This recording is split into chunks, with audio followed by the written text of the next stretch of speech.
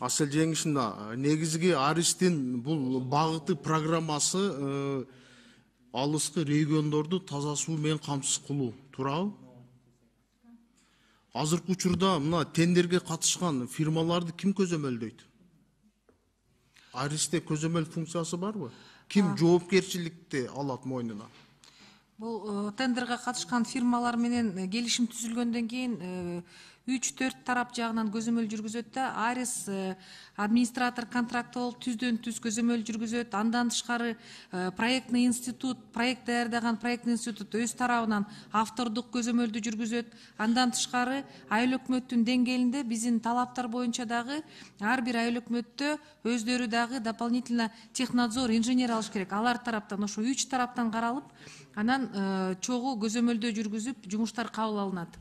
Кээ бир региондордо ошол таза сууду камсыз кылуу багытында Аристин программасы боюнча да ишке ашпай бир жумада эле баягы шлангдар жарылып кеткен учурлар да бар да.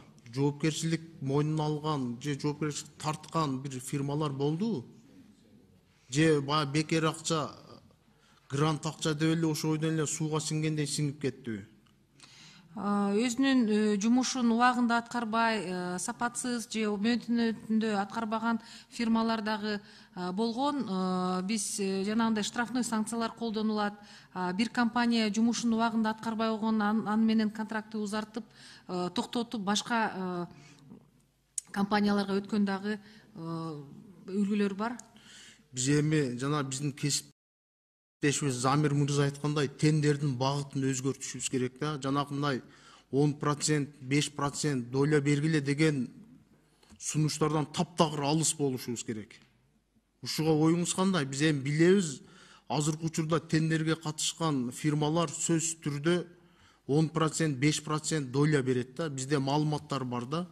Аристте да ошондой сөздөр жүрүп атат да. Аристин программасына катышкан тендерлер. Рызбек Исламович, андай бизде андай маалымат жок. Биз бул эми сиздерде маалымат болбойт да, бизде маалымат болот, фирмалар айтышат бизге. Андай биз ар бир тендер өткөзөрдө жанагындай встречаларды өткөзөбүз подрядчиктер менен. Ошол жакта бизде МОС деген дагы антикоррупционный комитеттерибиз да бар да. Эгерде мына ушул жактан мен трибунадан кайрылып кетким келет, ушул Аристке, долбоорлорго, тендерларга катышкан компаниялар, эгерде сиздер ушундай 5%, 10% деген маалыматтар болсо, анонимный түрдө баягы механизм обратной связи каналдары аркылуу бизде рычагтар бар. Ошол боюнча кайрылсаңыздар, биз дагы өзүбүз кызыктарбыз. Андай коррупцияга жол бербөө боюнча биз абдан күчтүү жумуш аткарабыз. Ошондуктан бул маалымат бизге дагы өтө керектүү. Бул боюнча биз катуу мындай иш-чараларды кабыл алабыз. Эми жакшы болду, сиз өзүңүз айтып кеттиңиз. Эми мен биринчи суроом, Баткен областынын куратору бар да, быйылкы жылы канча программа кирген таза суу боюнча? Жанагы 3 шаардан тышкары, бул Кадамжай, Баткен, Разаков шаарынан тышкары кайсы долбоорлор бар?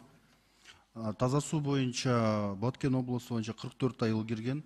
Азыркы учурда максат жана жаштык айылдарына суу системалары салынып бүттү. Искра айылында суу системасы, Андарак айылдарында суу системасы куруу боюнча жумуштар жүрүп жатат.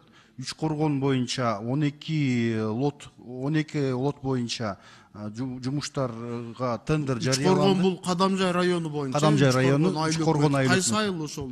Үч Коргон айыл өкмөтү боюнча азыр айтып айыл кайсы айыл? Алыш, Ташкоргон, Карадөбө, Үч Коргон, Валакыш, Шабыбай, Калача, Майдан айыл өкмөтү боюнча Каражыгач, Каракыштак. Айырбаз айыл өкмөтү боюнча барбы да программа? Айырбаз айыл өкмөтү тилекке каршы биздин программага кирген эмес. Сиз жазып алсаңыз анда Айырбаз айыл өкмөтү боюнча келечекте да жакшы долбоор болсо ошол жерде Көктала айылы бар. Бул жерде жалаң достук, этникалык өзбектөр, этникалык кыргыздар Өзбекстандан көчүп чыккан биздин кыргыз жарандары да.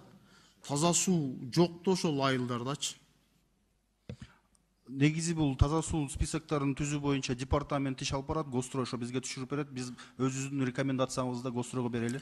Департамент Гострой жок да, Гостройдон. Жок. Анда мен да кат жүзүндө берейин, анда Госстро менен байланышпы. Рахмат. Хорошо.